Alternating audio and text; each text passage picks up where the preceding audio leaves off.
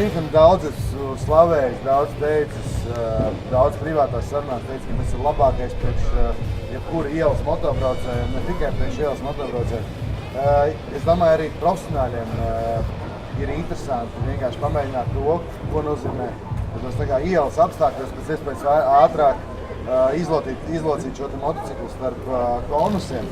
Patiesībā es kā liels motociklu fans esmu braucis ar ļoti daudz dažādiem motocikliem. Katram, kurš grib pārvietoties pa ielu, grib pārvietoties labi un pārliecinoši un neizdarīt kaut kādas stulbas kļūdas, kaut kādu paslīdēšanu ar sagriezt stūri, izspiestām priekšējām bremzēm un tā projām.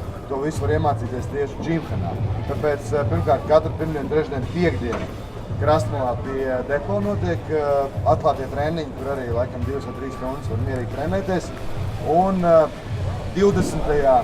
20. augustā šeit Grīziņkalnā notiks otrās Džimkanas sacensības, kur piedalīties var jebkurš ar jebkādu motociklu. No 12. dienā sākās sacensības reģistrācija un treniņi no 10. rītā. Un piekdienas vakarā, 19. datumā, atklātie treniņi no 6. Man būs tas gods vadīt šo pasākumu, tāpēc es gaidu tev ciemos un kopā pabrauksim, piedursimies, pasocializēsimies, patusēsimies un tā. Tiekamies 20. šeit Grīziņkalnā.